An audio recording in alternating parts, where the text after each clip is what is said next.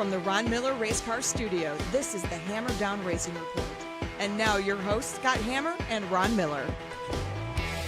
Welcome, race fans.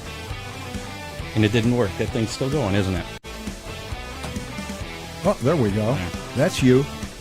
I'm not sure what the deal is with that. Just smack the button. It worked fine this afternoon. It did work. We tested it this afternoon. Everything was working. We had our techs in here going over it. And if you're listening to us on the podcast and not watching the video, then you have no idea what I'm talking about. So just ignore this part, which I edited out of last week's show, by the way. Did you? Yeah. So if you listen to us on iHeartRadio or Google or iTunes, whatever, no idea. You didn't know that? No. You didn't know that the video kept playing and music kept going and you couldn't hear us talking for the first few minutes. So we apologize for that happening last week. Yeah. We fixed it this week.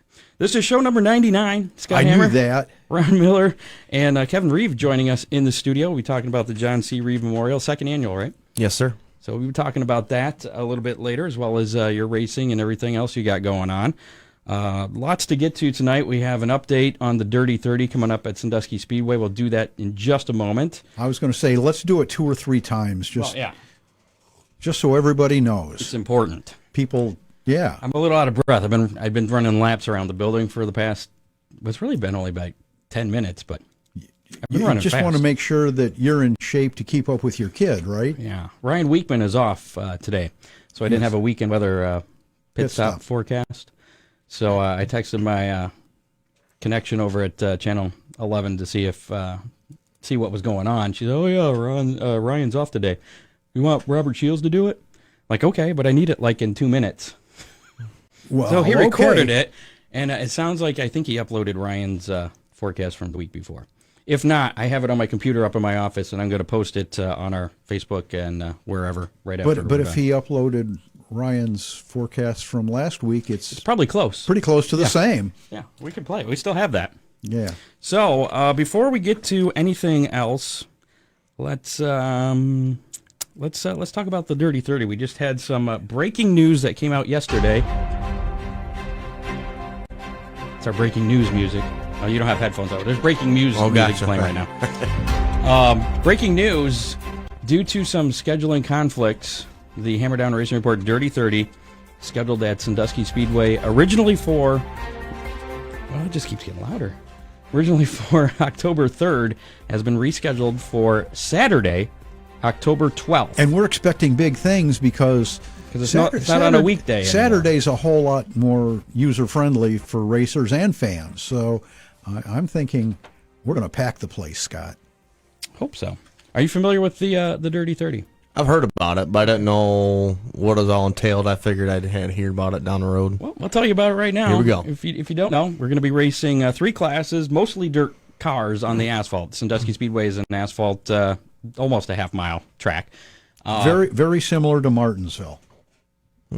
Okay. As a matter of fact, one of the local truck teams uses that track occasionally to get set up for Martinsville. Okay, all right. So anyways, we're running dirt late models as the featured class with dirt late model rules. So they'll be running dirt late model tires. The Fremont trucks and the Oakshade Bombers are going to be in a combined class. And front wheel drives are going to be a combined class of dirt cars and pavement cars. To clear up any confusion on the truck and bombers, a couple of folks had called me saying that they knew for absolute certain that the rule said any 8-inch tire. No, it absolutely says any 8-inch dirt tire. So those classes have to be on a tire that says that is a regular dirt tire. Okay. And again, tell all your friends in case they're not listening tonight. The date has changed. Originally it was scheduled for October 3rd, which was a Thursday night right before the Budweiser Cavalcade weekend there at Sandusky Speedway, but some scheduling issues came up, so it has been moved to that following Saturday, October 12th. Gates will open at 3, hot laps at 4, autograph session at 5 o'clock. So if you're a fan, come on out and get your favorite dirt racer's autograph. Ron Miller will be there. He'll be signing autographs. Even if I'm not your favorite, you get my autograph. That'll be at 5, and racing will be starting at 6 o'clock, so it will be a little bit of an earlier start. Getting that late in the season, I think it's probably a good idea. Yeah. Start at 6. So 3 o'clock, gates open, 4 o'clock hot laps, 5 o'clock autographs, 6 o'clock we're racing. We haven't discussed yet if we're going to do the show there or not. We could probably do a little thing maybe during the autograph session. Right. Do a little live on location there.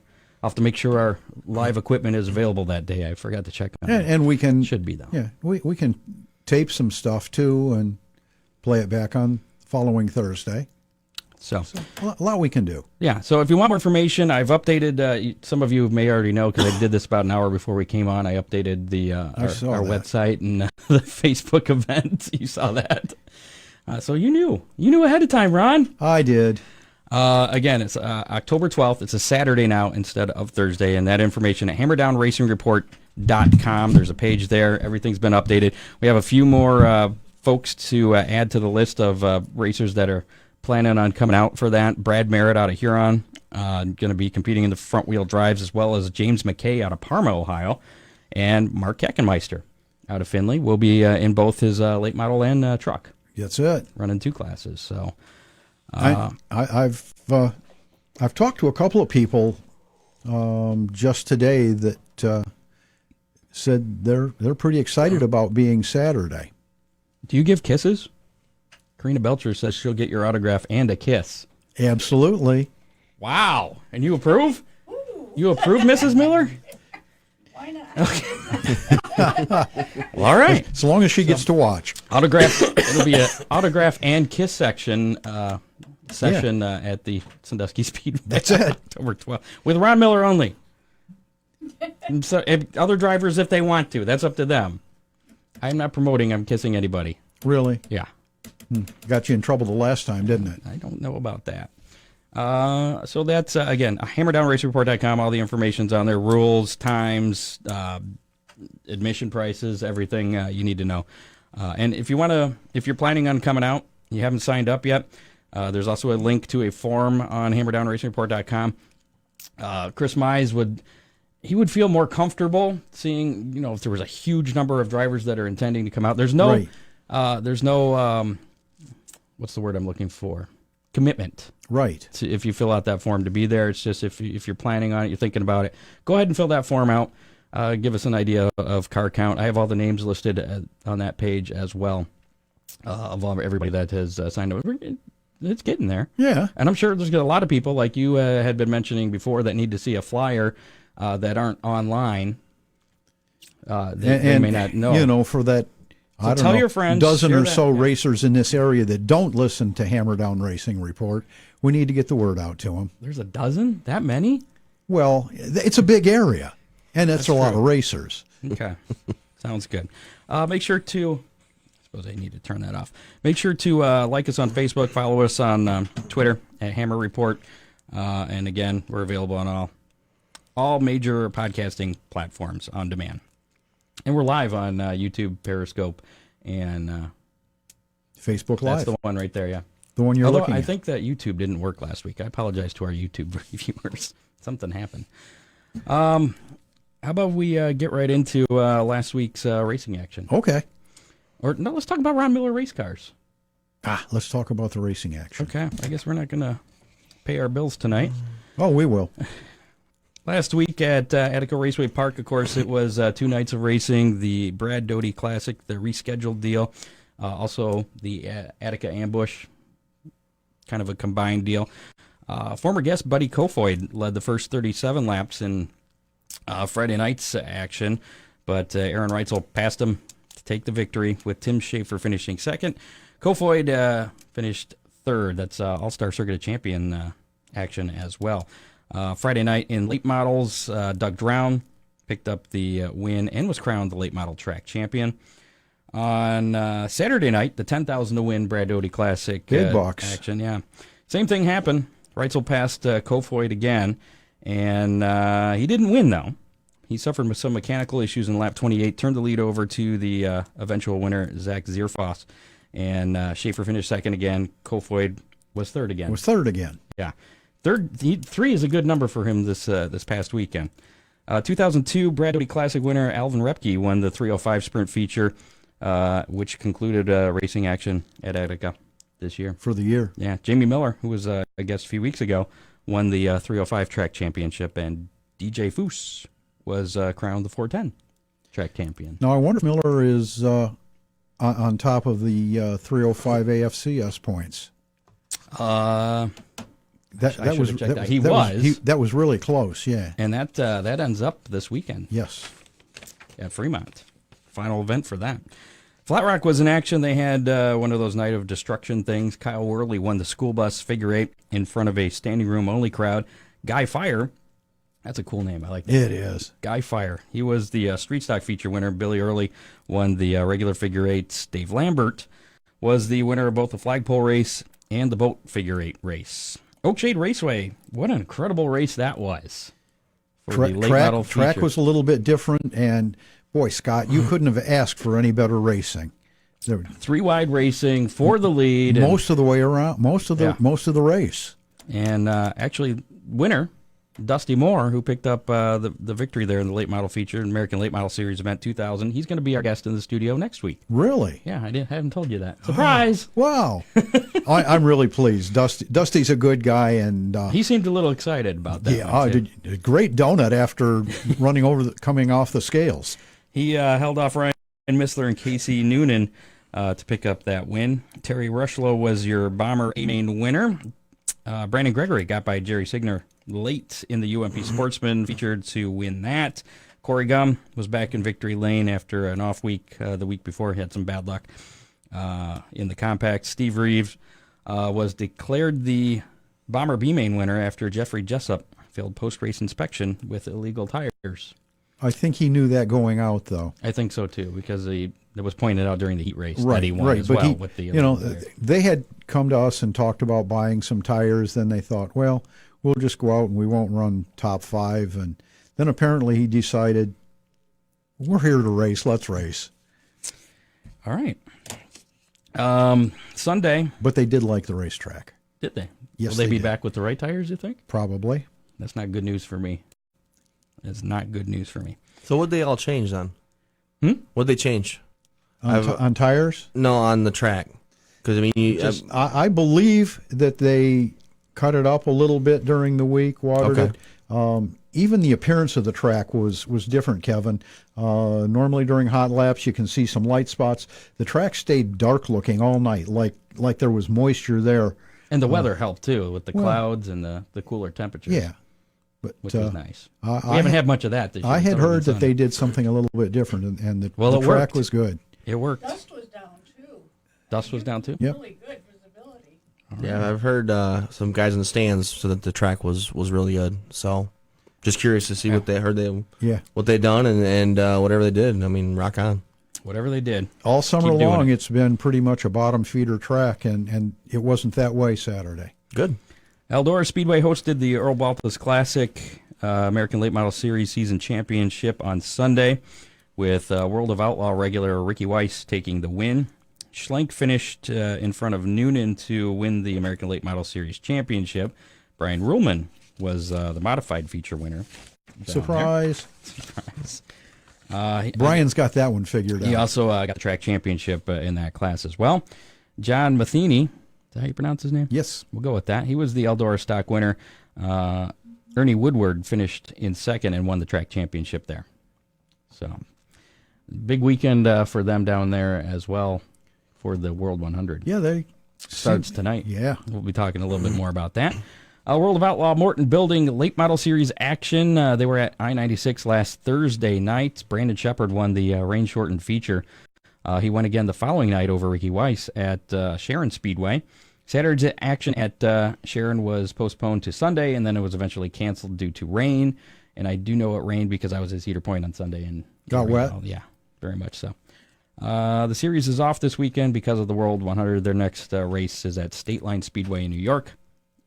2 weeks from tonight, Thursday, the 19th of September. Tim McCready won his first Lucas Oil Late Model Series event Friday at Ponderosa Speedway. Every time I hear that, I want a steak. Yeah, I miss Ponderosas. Are they around? There's like one in West Virginia. It's like the only one I know. Nothing around. Anyways, not related to the Speedway. Ponderosa Speedway, Tim McCready led all 50 laps to win his very first. Jonathan Davenport led all 50 laps at Portsmouth Raceway Park. in the Bob Miller Memorial on Saturday. Sunday's Hillbilly 100 at Tyler County Speedway was dominated by Josh Richards. He led all 100 laps to win the event for the first time. Doesn't sound like very exciting racing. No, it really does. I was just going to say that sounded really boring. 100 laps, no lead changes. But at least it was 3 different winners for the weekend. Coming up next for them, they're off this weekend as well for the World 100, but their next action is the 16th Annual Lucas Oil Late Model Nationals at Knoxville Raceway in Iowa. That's coming up next weekend. Yeah, the 12th through the 14th. Okay. Had to think about it. For some reason, I thought that was this weekend. I'm a week ahead of myself. Logan Schuchart won his 5th World of Outlaw feature of the season Friday night at Skagit Speedway. He followed that up with another win Saturday, also at Skagit, leading all 40 laps. Darren Pittman won in Monday's action at Grays Harbor Speedway. They're over in the West Coast. I think Washington. Yep. Doesn't that pretty much wind up their Western tour? Brad Sweet, nope. He won last night at Williamette Speedway in Oregon over David Gravel and Ian Madsen. Coming up next for them tomorrow and Saturday, they're going to be at Silver Dollar Speedway, which is in California, and then Wednesday at Placerville Speedway in California. And I think that wraps up their West Coast. Then they start heading south a little bit. I'm not sure. But I didn't look at that. I didn't look beyond that. After the action Friday and Saturday at Attica, the Ollie's Bargain Outlet All-Star Circuit of Champions headed to Wayne County Speedway for 2 shows. Sunday's Pete Jacobs Memorial was rained out. Again, I know the rain. It was there. But Monday night in the Rick Sisson Memorial, Cap Henry led all 30 laps to take the victory over Aaron Reitzel and Buddy Kofoid, who finished 3rd, again, for the 3rd time in the weekend. Rick Sisson was a tire dealer over that way. He passed away recently. Okay. I believe that was Cap Henry's first All-Star win, too. I could be wrong. I thought I saw that.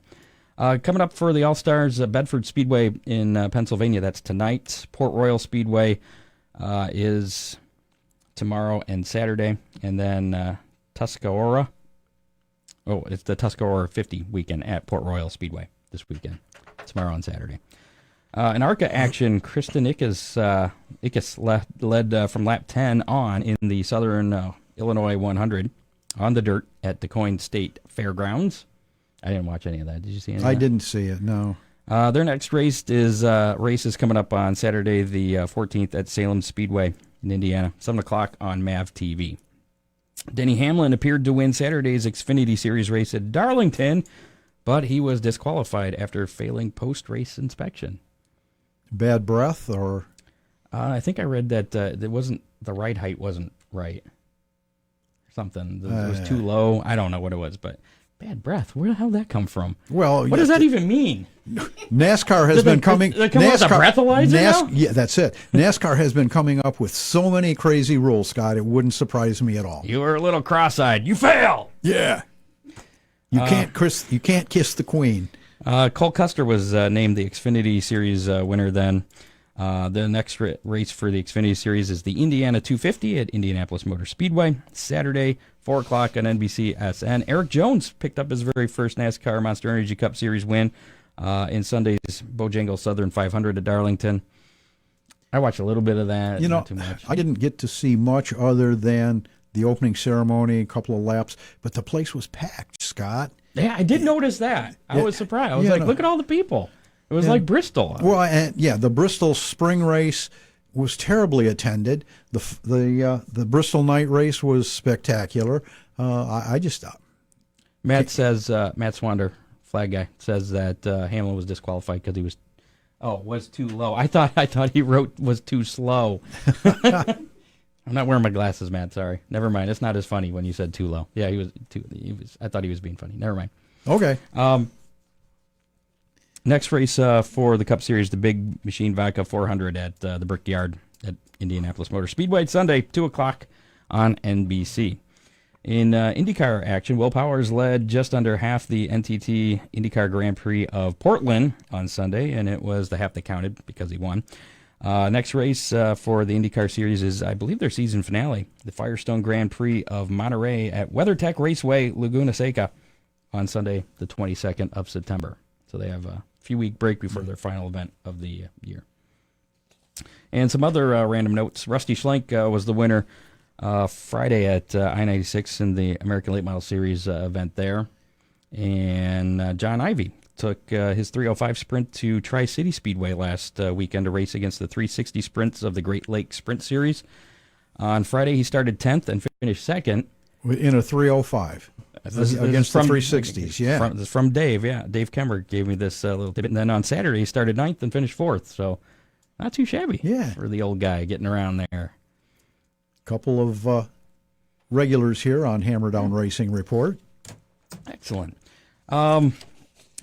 Few racing news-related stories here before we talk directly to Mr. Kevin Reeve. Making him wait through everything here.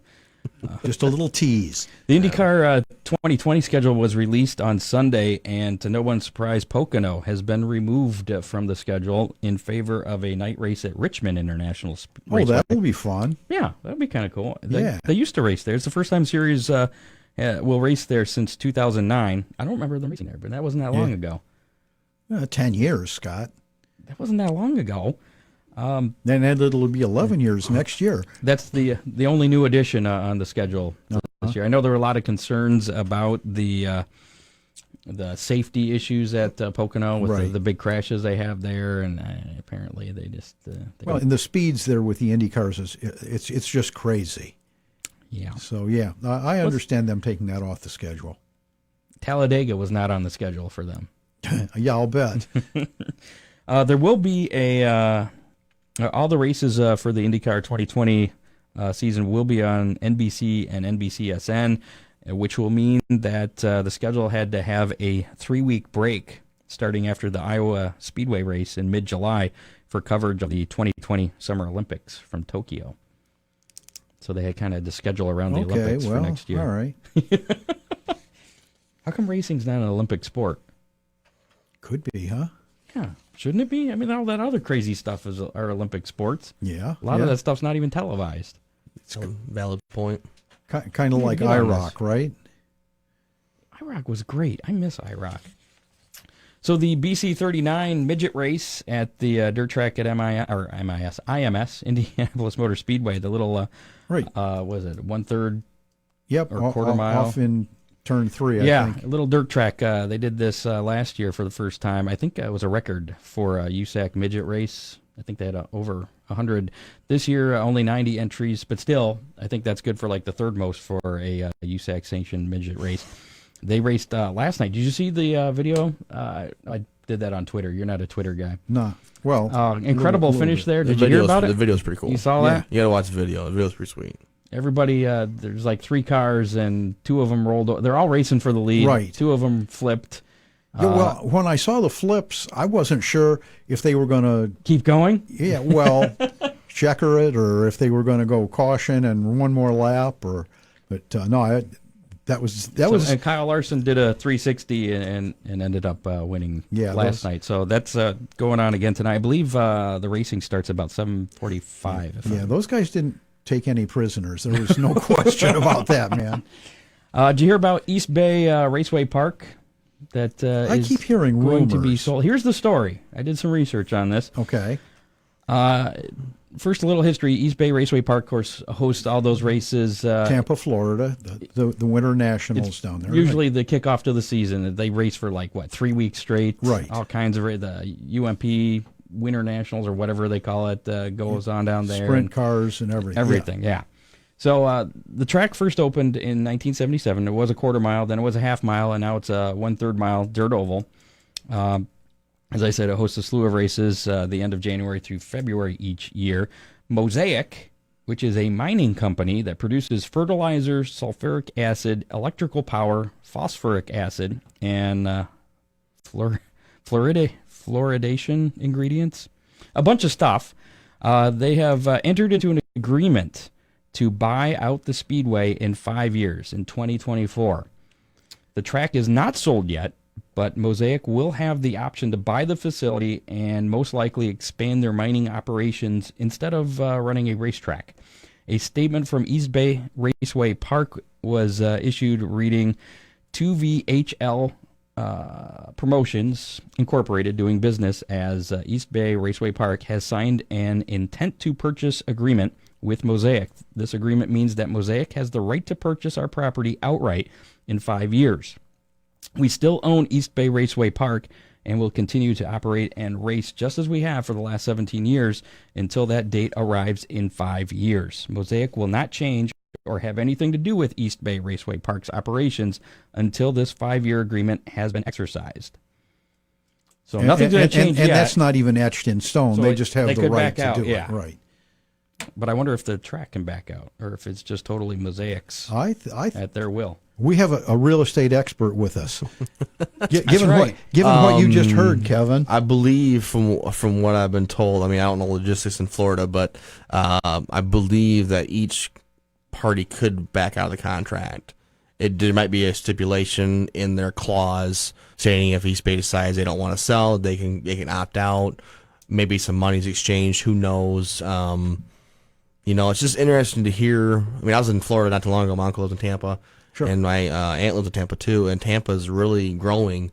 And where they're at, it wasn't just a matter of time before they probably got bought out. Why would they? Give it a mining company.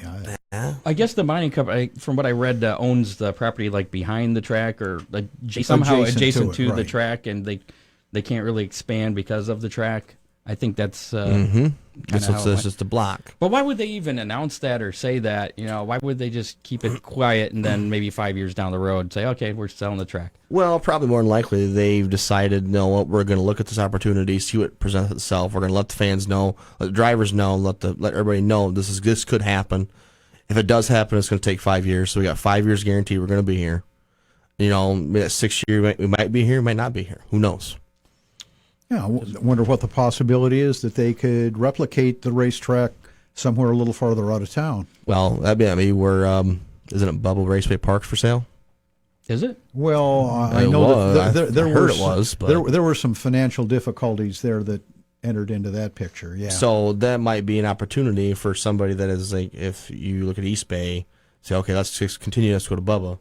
And try and that's that. just up in Ocala, so it's... I'm not sure where it's at technically, but if it's up north of there, it might be an opportunity for somebody to say, let's take this to this area and run for a while. Sure.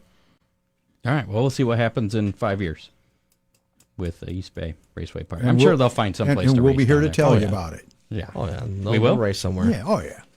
You sure about that? One final thing here. I believe this is how you pronounce his name. I apologize if I'm screwing it up. Antoine Hubert, French Formula 2 racer, which is Formula 2's one step down from Formula 1. It's kind of like what Xfinity is to Cup. He died in a terrible accident at Spa-Francorchamps.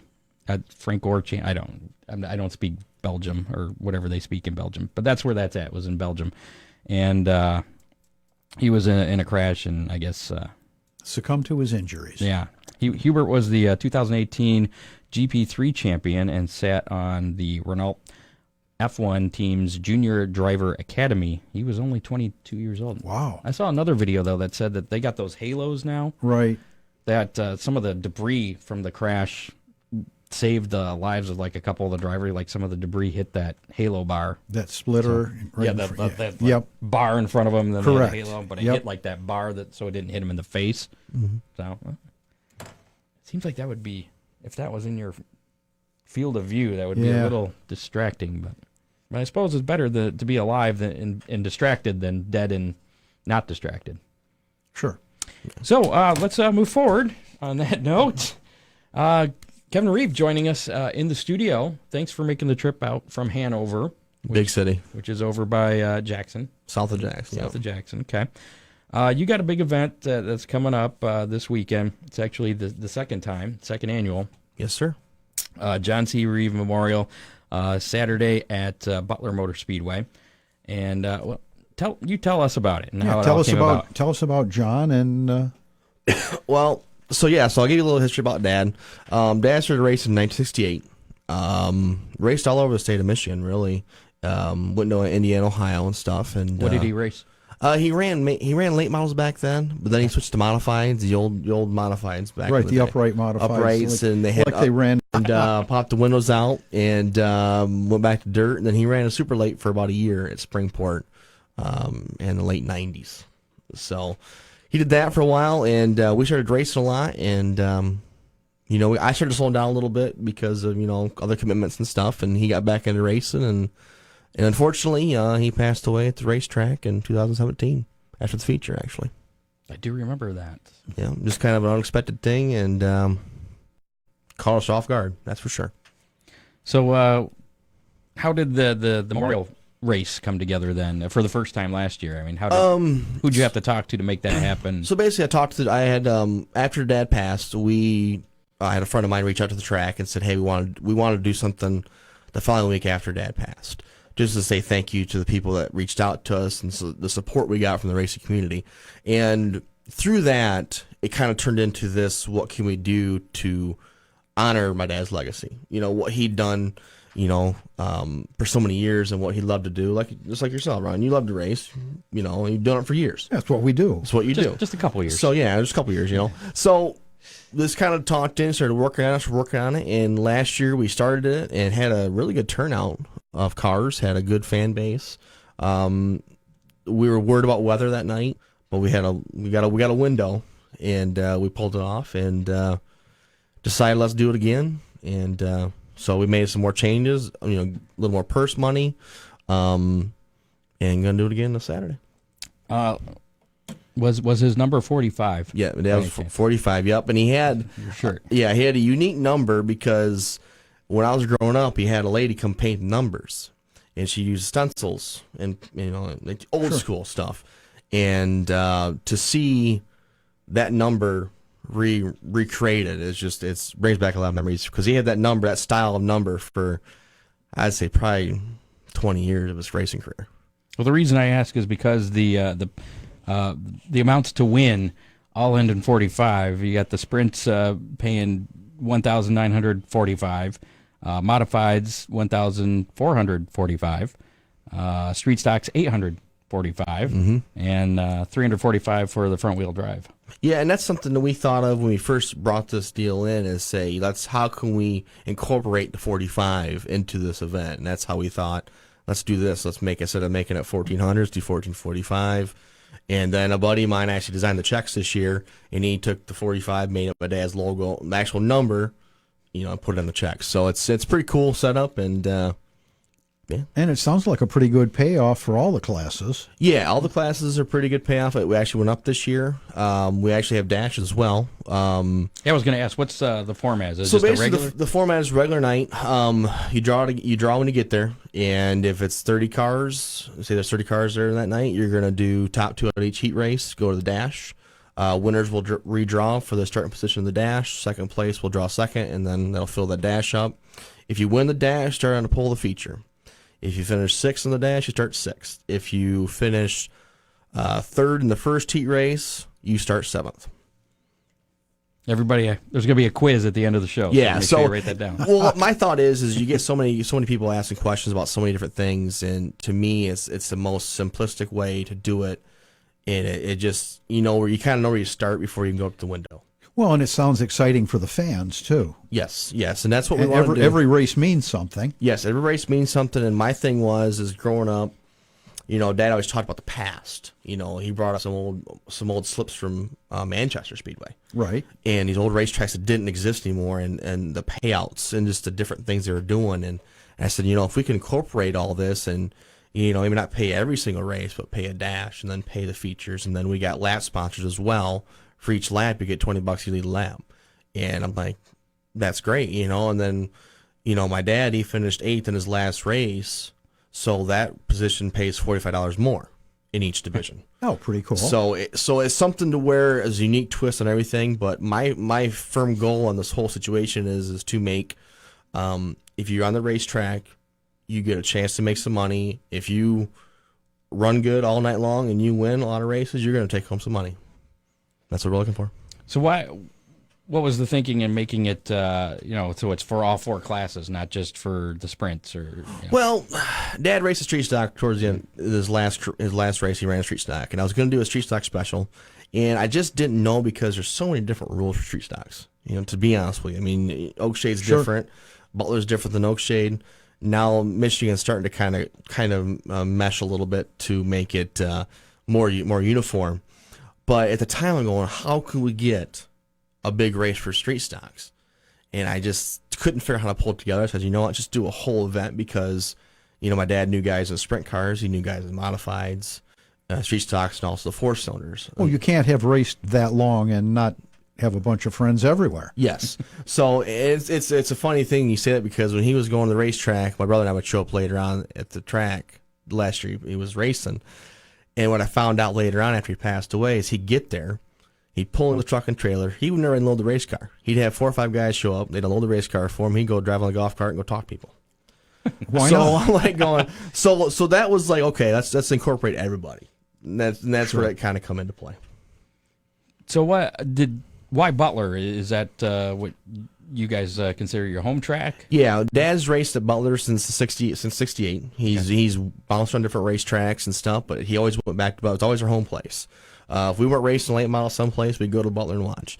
And because he passed away there, it's kind of more of a fitting to make it. Kind of attached to it. Yeah, it's attached there. There's actually a spot that where actually Dad passed away at. There's a spot that they have marked, and they manicure it, and it's there's mulch, and it's there every day, and they light it up. So it's just a cool little spot. That's very impressive. Yeah, it's very. It was nothing that I thought of, and it's actually interesting. A buddy of mine's daughter maintains it, and I just found this out. So nice. Goes over there every weekend and makes sure it's clean, and it's actually interesting because there's nobody can just park there. That pit spot is not available. It's in the pits, is where that is? Yep, but it's not available. That pit spot is not available for anybody to purchase or park. It's like a number being retired. Yeah, yep. it's just this is kind of like it's not really a sacred spot, but it's like this is where things are at, and you don't go across this line. Will we see Kevin Reeve racing this weekend? You will not. Okay. What do you do? What are your responsibilities? Basically, the night? I'm the guy that I guess hears a lot of the complaints and tries to figure stuff out with the track and work together and make things happen. But my main focus this weekend in this event is not me. It's about my dad and about the race and about the fans and about what we're trying to do is when I first started to now, what I want to give these young people coming up.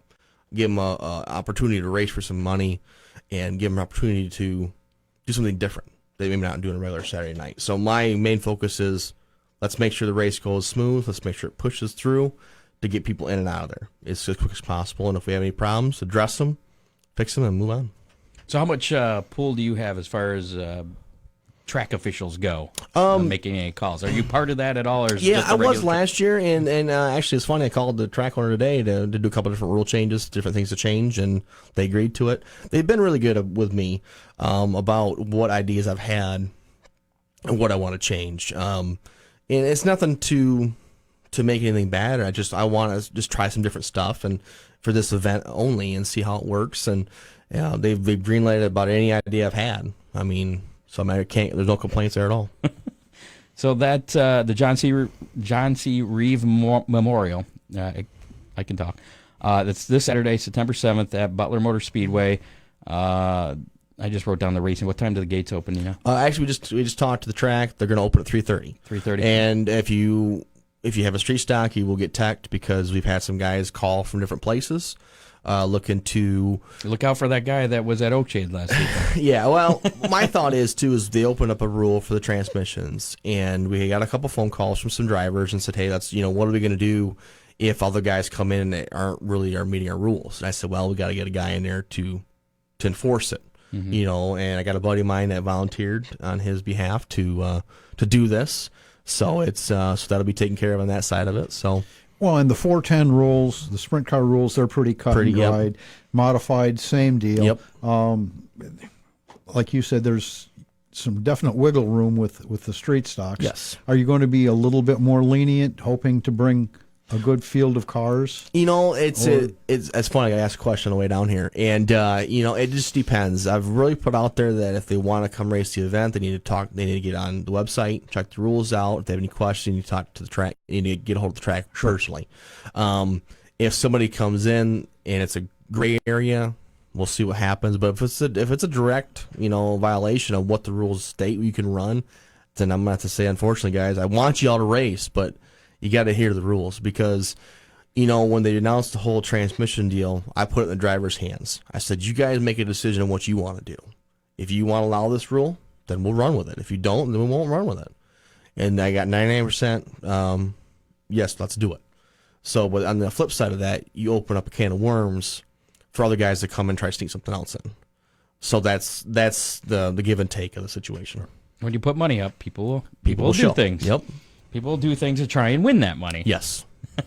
So basically, it will be the track rules. Yes, for it's basically your the track race. rules. On the street stock division, this is track rules. Besides, you can run a direct drive transmission, Brin, Falcon. Sure. One of those type. The 4-cylinders, you got to get on the rule book to check those out. And obviously, modifieds are UMP, Sprints are 410. I think also rules. Universal rules. Yep, also rules. Yep. So, and it actually sounds like we got quite a few guys have called. Again, from Canada, Southern Ohio, that are calling to get some information. So, we'll see what happens on Saturday. John C. Oh, go ahead. Oh, what's the tire rule for the straight stocks? They're an American racer. Okay. I don't know much more about them than that. We've ran them for years over there. It's been the same compound they've ran on the state of Michigan. I think everybody in Michigan runs the same tire. Is it the P metric one? Yeah, it's Okay. something. Yeah, it's a P245, Yep, I think. yep. Yep. So Okay. it's a good tire. I mean, It is. like I said, most guys in Michigan run that tire. So I think when you get across the line, you get into Hoosier country. Right. But Yeah, no, that's a great tire. It's a hard tire. It Yes. seems to last very well. Mm-hmm. Yes, sir. So the John C. Reeve Memorial is this Saturday at Butler Motor Speedway. Racing will start at 7:30. Again, Kevin Reeve with us in the studio. And we were talking a little bit before we started, as I was running around all over the place. Yeah, you're running out like your head cut off for a little bit, but it's all right. You said you took the year off racing this year, but we've seen you race. I've seen you race the late model for quite a few years in the past. What's up with your racing program? So after last year, I kind of made a decision to take a year off. Obviously my past, my father, things had changed. A lot of things were on my shoulder now. Actually, my wife and I's shoulder. And her and I had talked about some stuff, in depth, and we just made a decision and said, hey, let's just take some time off from this. And we bought my dad's house, and we're fixing it up, and, now we're having a baby due in January. So Congratulations. thank you. Yay. So yeah, so we have so many things going on. It wasn't the time. And honestly, late model stuff, I love late models. I always will have a spot for them in my heart, but I do not like where it's going. And I'm not going to spend the money you guys are spending. Amen. Don't start this. This is going to be a whole thing. And He'll be with you. Yeah, and I just don't understand why it's going the way it is, and I'm not going to do it no more. And I decided, what? I've ran a lot of tracks in Michigan. I've never ran down in Indiana, in the modified stuff. So I ran a modified in 2011. So I bought this car off Todd Sherman out of Albany, Indiana, brought it home, and been changing it ever since, and making adjustments, and just got the body done pretty much, and just picking away at it. So what was your last race then? Berlin, actually, at the American Ethanol Series. In the late model. In a late model, yep. Okay. So your most recent racing has been in the late model. Yes, that was the last time. Okay. When I stepped out of the late model, I kind of had a feeling it was my last time in a car, in a late model. So is your late model gone? You still I have sold it, yeah. I went to Pennsylvania. Crate guy wanted it, which was fine. It was time. It was just, Dad and I ran late models for years, and it's kind of changing the guard to a point. We ran the year after he passed. It was my wife and I, we went to Illinois and Wisconsin. It was just her and I. And my wife was a rock, and she was awesome. But it was just so hard on us, and it needed to be done. And I said, you know what, we don't have the time to do this right now. So let's just take some time off, find something else to buy that I can race, and just do that.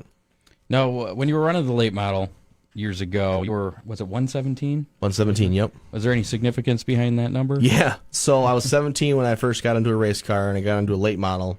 at Springport Speedway. First race car I was ever in. And so that's kind of where that number came on. And my dad offered me the late model, and I said, no, let's go run dirt. Let's figure out the dirt stuff. Because at that time, I heard, I'm sure Ron can tell you this, test this, if you run the dirt, you're better on the asphalt. Eventually, I was going to go asphalt racing. That was my main plan. Well, even in NASCAR, the guys with really good car control came from dirt. And that's my exactly my point. I said, let's go run dirt for a while and see what happens. Well, we ran dirt in street stock for 2 years, and about that time, Joe Dorrell in Butler, and he brought the UMP late models in. And Dad loved those cars, and next year we bought a late model and ran late models pretty much ever until 2011. So that was probably, 19 with that. And then 20 years old with that running late model. Yeah. And then running the late model, there's other guys that was 17. And I got tired of dealing with it, so I just threw one on it, and I've been 117 ever since. Okay. You still running 117? Or Yeah, I ran 45 the last year for Dad because I didn't know what, what do you do?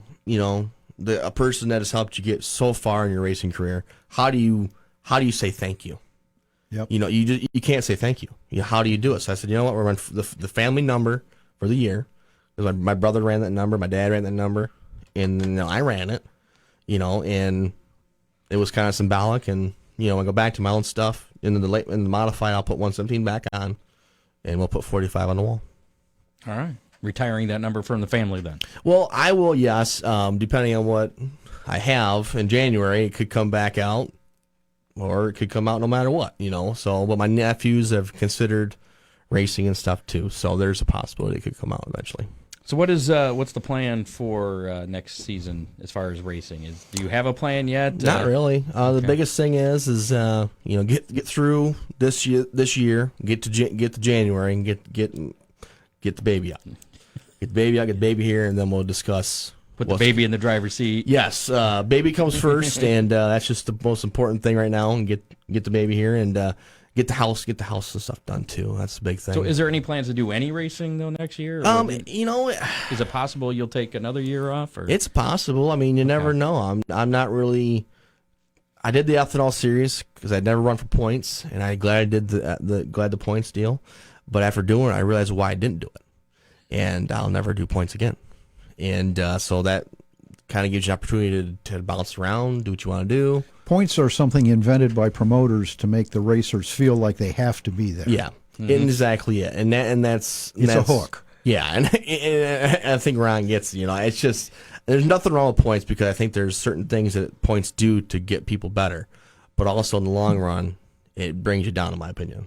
If you don't get an opportunity to go bounce around and get see different competition, how are you going to get better? Well, from a track's perspective, you want those racers to come back each and every week and put on the show. So. Correct, you do. Because they're your family. Yeah. Ish. Yeah. Okay, then. So, would you ever run in maybe the third annual John C. Reeve? It just depends. If the situation presented itself to where I could get in a car. I had an opportunity. I had a modified also street stock this year to jump in a car. And I just didn't feel that I wanted to turn over. I wanted to make sure it was what I wanted. So I said, you know what? I'll sit back. It's not about me. It's about my dad. Let's make this about Dad. So if I get in the car, it's not about Dad. So this way here, it's about my father and about the family aspect of the track and everything. And that's what's most important to me right now. Okay. One last question for you that I got. Is there one memory of racing with your father that sticks out most to you? Maybe one you pick. Man, there's so many memories with my father. The one that sticks out to me, and you're gonna laugh this one, Ron. So we were running street stocks, and I really haven't told many people this story. We were running street stocks back in the day, and it was the first street stock we built. And I think he had to run a bulletproof bell housing. Sure. So, and I guess my dad, he was very stubborn. It was going to fit. Okay, the transmission was going to fit in that bell housing. So he was grinding down where the housing set up in there, Sure. so he bolted in there. Well, every time he'd grind it, he'd put a transmission, he'd break the air off. And he broke 4 transmissions in a matter of 3 hours. And I'm 17 years old, and I have no clue what's going on. I've never done this before in my life, and I'm watching this. I'm sitting there just kind of laughing, because this is kind of like I've never seen this in my life. He grabs the fourth transmission, brings it out from underneath the car, picks it up, and throws it out in the yard. Of course, me being a smart ass, I grab a tape measure, and I yell out 14 feet. And I get a beep, beep, beep, beep, beep out of the... And I just said, hey, I want to, make sure you got some good distance. And beep, beep, beep, and door shut down, and beep, beep, beep, away he went. He ended up getting it fixed. He just ground out a little bit, but... That was one of the stories, and the other one that I have that sticks out in me is we're going to Canada, and every time we went to Canada, we always had something at the border, and I remember this distinctively because they asked him, you got any tobacco on you? My dad looks this guy straight in the face, says, no, I'm looking at the front of the window, and there's 2 cartons of cigarettes sitting on the dash, and okay, and away we went, so little things like that, just make you smile. Did you and your dad ever get to race together? Actually, no, we didn't. No. My brother did. Basically, when I was getting into racing, he was transitioning out because his back was bothering him pretty bad. Sure. And so I think he kind of thought, okay, I'll throw Kevin in the car, because Jack raced for years, and then Jack decided, he went and did a little different life pattern with, had a family and stuff. So I jumped in the family hot rod. Dad jumped out. And we had the same car. We could run street stocks together, but we never raced together. All right. So it's kind of it's something I wish we could have done, but at the same time, I understand why now. That's something that's interesting. Yeah. Racing with your kid. Yeah, I'm sure if it was to happen, I'm sure Dad would have adored me, and I'm sure I adored him once, but, it is what it is. Most likely. That reminds me of something that happened this weekend. Really? Hold on. We'll get to that. Okay. Again, the John C Reeve Memorial, Saturday, September 7th. That's this Saturday at Butler Motor Speedway. Racing will start at 7:30. And again, Kevin Reeve, thank you for coming in and sharing your stories. Thank you. I appreciate it. I do want to reach out to some sponsors real quick, if that's ahead. okay. Just give me a few seconds here, and I will get them. We have a ton of lap sponsors for this event. We have Cornfed Construction is sponsored a ton of laps. We also have JTD Racing, Beavard Motorsports, Elite Construction, Lomar Racing. My Uncle Dan and my Aunt Gail are sponsoring laps as well. Rusty Schlink sponsoring laps. Written Steel Scouters, McFeeders Racing, Bro Septic Service, Stephanie Zeman, BJ LaPratt, Mad Dog Racing. There's a memory of Dean Carpenter, Darrell Woolsey. And also I want to thank a couple other sponsors as well, which is going to be, once I find it, they are, of course, we try to find something you can't find when you want to, Of course not. Of course not. So, like a weather forecast. Yes, exactly. We need to thank Roberts Auto Enterprises out of Coleman, Michigan for sponsoring the event. We need to thank Dennis Craft Construction. We need to thank, I don't want to miss anybody. Let's see, also who else is on there? My sister's family is on there, Fritz family. Flint Trucking, Sherman Enterprises, Jim Coffey and Sons Plumbing, RC Pro Shop. And I know I'm missing one other person. And I gotta find it. After all those, After all that, I got. one. Yeah, it's been so great to see all these people come on board that I've asked, and and really making this event really what I'm looking for, and it's awesome because I love that. And I suppose you should thank the Garrett family for allowing all this to happen. Yeah, Bob and Chris and them guys, they've been great with my family about letting us have this event, and it's been wonderful that they've let us continue to do it. Let me have the reign that I'm looking for to do all these things. So yeah, here I found that. So Dennis Craft Construction, Glory to God Auto Repair, Roberts Enterprises Incorporated, Flint Trucking, RC Pro Shop, Production Realty, Sherman Enterprises, Jim Coffey and Sons Plumbing and Heating, and Fritz Family. Without these guys, like I said, this wouldn't be happening. And I also need to thank one more person, my wife. She is the rock behind all this. When you sit back and all the stuff that comes in sponsor-wise, she's got a spreadsheet. She's an accountant by trade, so everything's got spreadsheets. And it's amazing to see her work, but without her, this wouldn't happen either. She's a rock. So I want to say thank you, honey. Love you, and I'll be home soon. Very good. Once again, Kevin Reeve, thank you for coming in. Looking forward to seeing you back in a race car, too. Thank you, guys. That'd be nice. Gene Steele asked how the Dirty 30 is coming along. For those of you that missed the announcement at the beginning of the show, again, the Hammer Down Racing Report Dirty 30 at Sandusky Speedway. The date has changed from Thursday, October 3rd to Saturday, October 12th. So it's going to be a Saturday. Racing will start an hour earlier. It's going to be at 6 o'clock. All the information again at hammerdownracingreport.com. And we're excited about it, Page has Scott. been updated cool. there. I like this. It's a little behind there. Yeah, so we're live, guys. Yeah, you see, it's a little delay. We could create an infinite loop. Yeah. Sorry. So again, due to scheduling issues, that the Hammerdown Racing Report Dirty 30, with featuring dirt late models, the Fremont dirt trucks, Oakshade bombers, and front wheel drive dirt cars versus the asphalt guys racing on the asphalt at Sandusky Speedway. There is not going to be dirt put on the track. Correct. It's going to be asphalt. Saturday, whoa. October 12th. So for all you guys that have always wanted to try racing, So I got a question for you. That's why this is a different event. yeah, What made you decide not to put dirt down but make them run dirt tires? This is a Chris Mize thing from Sandusky Speedway. Okay. I think he had something to do with it Kevin, too. the thing is, we want a lot of guys to show up, but we don't want a huge amount of expense. I've got a fair amount of experience at Sandusky in all kinds of weather, whether it's He's won a lot of Snow. whether, a lot of whether snow it's a races. lot of snow or 50 degrees. But LM30, LM40, as long as you're good at tire management, those tires are going to be there all 30 laps. Same thing with the trucks and the Oakshade bombers. As long as you don't get stupid, you're going to be good. And Scott, what's the distance on the trucks and bombers? Do you remember? The distance. Oh, for how many laps? Yeah, I don't know that we did we come up with that? I don't remember. If I it just was, know we're doing 30 for the late models. Yeah, I think it was don't. 20. I thought it was 20. Yeah. I'm not sure. Let me pull up the Dirty 30 race info page. And it probably won't say. 30. It probably won't. While you're doing that, Yeah. I had somebody ask me if there's a place they can access all the sign-ups. Yeah, right on that same page. The page I'm looking at. Does it give the names? Or It has all the names. Okay. Ron Miller, Steve Miller, Scott Robertson, Jimmy Ward Jr., Nate Potts, Mark Kackenmeister. Those are your late model guys that have signed up. Charles Hummer. Did he sign up? You said he did. Did I? You said that he. Did I not put his name on here? That's probably the case. Sorry, Chuck. And Chuck Hummer, Kurt Dickey, Dylan Burt, Corey McCoy, Scott Hammer, assuming Ron fixes my car. Oh, he John will. Young, James You've got an in there.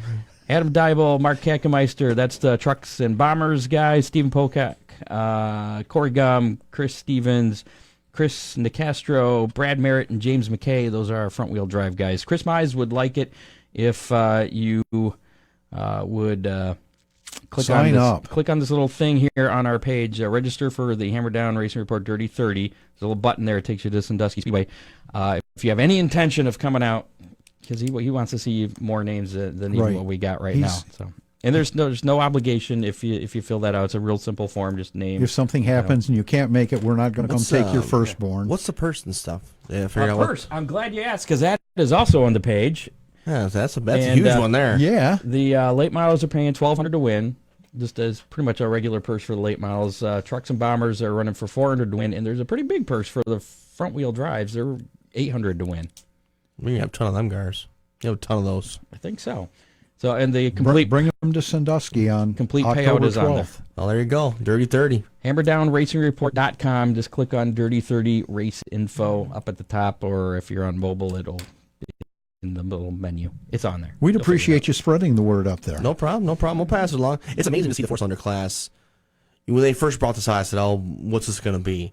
And it seems like every track's got them now. You know, in some shape or form, and it's amazing to see how these cars have developed and where they find these cars. Oh, at. we were pretty instrumental when the front wheel drive cars first started at Oakshade, and I'll tell you what, the speeds are scary now. I know, it's like how they Yeah. get them to go as fast as they do is beyond me, because it's like this is a four-cylinder, you know. But hey, whatever works out for them. Breaking news. Got some more breaking news from unofficial Hammerdown Racing Report correspondent Matt Swander sent this over. A announcement from Montpelier Motor Speedway over there in Indiana. Track owner Harold Hunter had emergency surgery yesterday for kidney stones, is currently recovering per doctor orders, thus canceling the races for September 7th at the Montpelier Motor Speedway. They will be back in action on the 14th. Oh. They've had a hard year with the weather, and then now this. I saw something earlier that the Boss Sprints had canceled. Canceled. Yeah, I saw that today. Is that supposed to be this weekend? Yes, this is supposed to be this weekend. Well, there's why then. Yeah. So thanks, Matt, for bringing that to me. So the Boss Sprints gave him kidney stones? Come on, Scott, tie that together. Let's move on to how many. Last week's how many were, this is something we do every show. We kind of guess how many just bear with me. All right. Last week's how many I'm in was suspense. How many 410 sprints were going to be at Attica Saturday night for the Brad Doty Classic 10,000 win show. Kathy was our winner. She picked the in-studio winner. Yeah, the in-studio one. Yeah, we have two winners. She picked 52. The number I came up with that I found was 37 actual. I think there may have, yeah, we'll go with that. And our online winner was John Young, who picked 45. He was the closest there. And it's not closest without going over. He was just closest to the number because Dean said we could make up our own rules. So according to Dean Henry, he wins a Big D's pizza. Courtesy of Big D. John Young, you got to find Dean. There you go. So Dean Henry, John Young, you guys get together. I think you have commented in the past. So this week's how many? Actually, if Dean Henry brought it here, we could tell John if it was any good. We could. And I'll bet it is. Yeah. I don't, and it would be more impressive if it was still warm by the time we got it here. Oh, they have those little boxes for delivery. We have microwaves too. Yeah. We can warm it back up. Yeah. Dean, anything but anchovies. This week, how many is, we're going to do the World 100. How many late models will be at Eldora on Saturday night? For the world. For the world, yeah. Did the number typically go down? Do some people drop out because tonight's the first night? The year I ran it, they did. You saw a lot of empty spots come Saturday, which I was surprised by. Okay, so that's what we're doing. We're doing Saturday's numbers, which may be lower than Thursday and Friday. We'll let Kevin, you get to play this week. All right, how many do you think is going to be today we had, just around 90, right? 92, I think. 92. I'm going to guess 85. 85. Okay. And if you'd like to play along online, I can't guarantee a pizza next week unless Dean chimes in. I'm not sure if he's... But you'll certainly get an attaboy or an attagirl. You can feel free to leave your guess in the comments, and whoever guessed the number, if there's the same guess, whoever guessed first will get that number. That's it. Get credit for it. So Kevin's got 85. What do you got? What do you got, Kathy? 78. 78 for Kathy. Okay. A little low, but... In honor of the McCune family, I'm going with 88. All right. Now, if you went 86, I was going to kick you. I'm going to go with 86. Oh, you're going to get kicked in. That seems like a safer number. Go right in the middle. All right. So we'll see who will be the winner next week. Let's see. William Clapp Jr. has already guessed 98. So he thinks that number is going to be going up. And you never know. You don't know that weekend. You just don't know. So speaking of racing action this weekend, before we wrap things up here, we'll go through this weekend's racing action. Of course, tonight is World 100 night number 1, 10,000 to win, twin 25 late model features. Racing started about 6 minutes ago if they're on schedule. Tomorrow night, Fremont Speedway back in action after it's been almost a month since they've been off. Yeah, with the fair and everything else going on. They're back in action with Kistler Racing Products Attica Fremont Championship Series Championship Night. Again, the final night for the Attica Fremont Championship Series, which I think has been a pretty phenomenal success for those guys. It has. Yeah. So they will be crowning the 410 and 305 champion in the sprint cars. Dirt trucks are also part of that schedule. I guess there was an issue. Originally, they weren't on the schedule, but they had a misprint on their website that had them on the schedule, so they decided that misprint had been on the schedule a long time. So it will be the 410 sprints, 305 sprints, and dirt trucks tomorrow night at Fremont Speedway. Gates open at 4. Racing will start at 7:45, and general admission, a pretty great deal there, $10. Yeah, get you in the door there. Pretty stand up decision on the part of Fremont Speedway owners or management to take care of that the way they did. I thought that was pretty cool. What didn't they Fremont only run Saturdays? Yes. So what made them go to Fridays? Attica's done. Oh, stays okay. Attica finished up last week. Okay, makes sense. I'm surprised And they have Johnny Oxter Day, I believe, is tomorrow night. Gotcha. So how come Attica shuts down and Fremont keeps going? How come they don't shut down around the same time or start We at the same talked time? to Rex Lejeune about that, and I think it was just they don't want to, because Friday night's high school football, Okay. and That they makes sense. don't want to compete with that. Yep. Especially in this area, Northwest Ohio, it's huge. I'm assuming it's still pretty big up in Michigan too, right? Yeah, we got Ann Arbor and Lansing there. We got some big schools there. Yeah. Just a couple. U of M and I'm talking high school. high Friday school. nights. You got Jackson High. Yeah, they're High school Christie. football's a big deal around here. Yeah. It's not as big up there compared to up here. It's crazy about it. They're crazy about it down here. So that's why they shut down. They just don't come. They start way early too. They start like the last Saturday in March. Yeah. And it's always still snowing. Yeah. Yeah, I don't understand why they just don't try to start in April. But or that's why something. they start early, because they finish early. Really? So Go blue. what? As a Spartan, I'm done talking to you. Eldora Speedway in action again tomorrow night with some more 10,000 win twin 25s. That's night number 2 of the World 100. Gates open at noon. Racing will be at 8 o'clock at Eldora, and general admission is $29, $34 reserved. Saturday, Flat Rock Speedway will be in action with the Vault Antiques and Treasures 250 lap Enduro Championship. Street Stocks and Bandoleros in action as well. Pits open at 3, gates at 4:30, racing at 6 p.m. $15 general admission there. Oakshade Raceway in action with the Bill Reckner Memorial. UMP Sportsmen, Bombers, and Compacts will be in action. Gates open at 4, racing at 7. $14 general admission there. Sandusky Speedway, championship night there with the modifieds, Lake Erie stocks, Renegade stocks, beginner stocks. Gates open at 4, racing at 7. General admission just $10. Again, that's Saturday night at Sandusky. Fremont, as I mentioned, Johnny Oxter Day, vintage car racing going on. And Eldora, the World 100, $52,000 to win. That will start at 7 o'clock. That's when racing starts. The gates actually open at noon. And if you want a ticket for that, you're going to pony up $40 or $45 for reserve seats. Now about to the pay the bills at Ron Miller Race Cars. We will be at the track Saturday with the Bomber tires, but we're going to be a little bit late. We have a social function we need to go to. What? Yes. Something else? Yes. Like racing?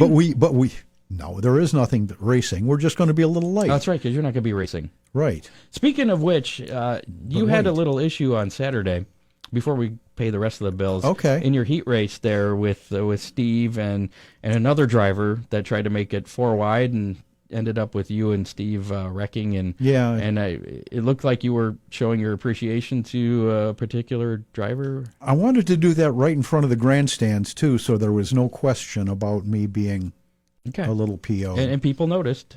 And Really? you got a little warning there in the receiver. You got a warning? Settle down, Ron. You got a warning of the receiver? Imagine that. Wow. I didn't think that actually would happen. What do you think, Kev? I've had it happen a few times, but I didn't think you'd ever get that to happen. It happens. Okay. So anyway, I just didn't want there to be any question about it, Scott. speaking of tires and fuel, Hammer Yes. Down Racing Report Dirty 30 again. We were Yes. we had a little meeting yesterday. We were talking about that. Is there going to be parts truck and or fuel yes, available? yes. At at Sandusky Speedway on the 12th. I gave the folks from Dipman Motorsports the phone numbers. They were also trying to negotiate having a parts truck there for the cavalcade. Oh, okay. So that is a possibility, but for sure that we will have parts and tires or parts and fuel For the at Dirty 30. the Dirty then. 30. Yes, sir. Right. So don't have to worry about that. I know at the Hangover race there is no fuel or parts trucks. And maybe the Dipman family will take care maybe of that that'll too. change this year. Okay. Anyways, back to what you were saying. You're going to be at Oakshade this weekend, Ron Miller Race Cars. Yep, with tires for the Bombers. So Okay. if you need Any tires special deals? on tires, probably not. Okay. Yeah, but if they do need tires early, I suggest they get a hold of us tomorrow because we will be pushing opening time on Saturday. Okay. John Young says if we have him on the show as a guest, he'll bring the pizza in to share. We should make that that should be a rule, a stipulation. If you want to come on the show, you got to bring a pizza. That would work. Hear that, Dusty Moore? Next week. Little Caesars, Dusty. Little Caesars. Hot and ready. Oh, come on. You didn't say what kind of pizza. That's true, I didn't. Well, I was running around before the show trying to get our weekend weather pit stop. Apparently, Ryan Weekman was off today, which is why I didn't get it. And Bobby Shields over there decided to fill in. Right. But it was about at 6:50, and I didn't have time to get it loaded in. So how are we looking this weekend? We'll upload that to our Facebook page separately. But for right now, here's your forecast. Tomorrow, it's like fall. Yeah, but it's consistent fall. Yeah. It's not raining. It's not raining. Yeah, it's and right here in the WTOL weather app, it does say tomorrow evening, Friday night's action at Fremont, Fremont and Eldora. It's going to be a great evening for high school football. So Really? I'm thinking that means it's going to be a great evening for racing as well. Absolutely. 74 is the high, 56 the low, so it's probably going to be... bring a jacket. Bring a jacket with you. Same, looks about the same on Saturday, only a 10% chance of rain. Just says partly sunny, cool, and breezy. I think will be good for everybody on Saturday. Next chance of rain, and it's even just a 30% is Sunday. So, bring a jacket with you, and we'll be good to go. I don't think we'll have any canceled races in our area this weekend. Nope. So that's it. Next week on the show, again, late model racer Dusty Moore, who picked up the final American Late Model Series race win this past weekend. And that was a great race, Scott. Yeah. I'm telling you. Yeah. So we'll have him in the studio, talk to him, and hopefully he'll bring a pizza. He deserved it. Again, the John C Reeve Memorial going on this weekend at Butler Motor Speedway. So make sure you check out that. Where can they get more information? I know Butler's got it on their website. Butler's on the website. I'm going to do a Facebook post probably tomorrow, letting everybody the times and some of the rule changes, and also some of the other things that goes along with it. No, that Facebook page would be it's just my personal Facebook page, Kevin Reeve, without an S. Without an S, yeah. I'm not Reeves. There's only one of us. So, you go Kevin Reeve our Facebook page, and we'll have it up. But if somebody's referring to you and your wife, then it would be the Reeves. Yes, technically you're right, the Reeves. But if you want to get me worked up, you call me Reeves, and we'll. Yeah. All right. So it's John C. Reeve, singular. Yep. Memorial, second annual. Is there going to be a third annual? There's, it's interesting you say that because I didn't know, because you never know what's going to happen. But I had a phone call today from a gentleman that said that. He said, what's your plans for next year? I said, who knows? He goes, well, let's talk after Saturday. So we'll see what happens. I mean, I'd love to keep bringing it, get it bigger. I'd love to make it a bigger event. One thing I forgot to mention, too, we are doing a thing for the kids. If you are going to come to the racetrack, you'll get a ticket. I'm not sure what age, you're probably under 18, you'll get a ticket for the kids, and we're going to give away T-shirts and stuff. The T-shirt you're wearing? Yep, one of these, okay. Yep. And then actually we had a gentleman sponsor a T-shirt, and we're going to have drivers sign it, and we'll give that shirt away. So like 5 shirts are going to be given away to the kids. So nice. That was pretty cool. Dad always liked doing stuff for the kids, and yeah. Very good. The future racing fans that'll bring their kids eventually. That's what we're hoping for. All right. Well, thanks again for coming in, Kevin Reeve. Thanks, again, guys. like Appreciate I said, look forward to seeing you back in a race car sometime. Soon. Okay. Not sure what year, but soon. You're not retired, though, at least. No, I'm not retired. I told somebody, if you see me buy a race car and you see a picture of the fuel cell, it won't be too long. There you go. Thanks to Dave Kemmer for helping out with all the news and everything else he does. Thanks to Matt Swander, too. Why not? He's been shooting me a bunch of things. Again, next week on the show, Dusty Moore will be in the studio. If you're interested in being a sponsor of Hammer Down Race Report, or you just want to say hi, shoot me an email, scotthammer@iheartmedia.com. Visit hammerdownracingreport.com. Any show ideas or anything, too, you can stop into Ron Miller Race Cars. I can be an intermediary between you and Mr. Hammer. There you go.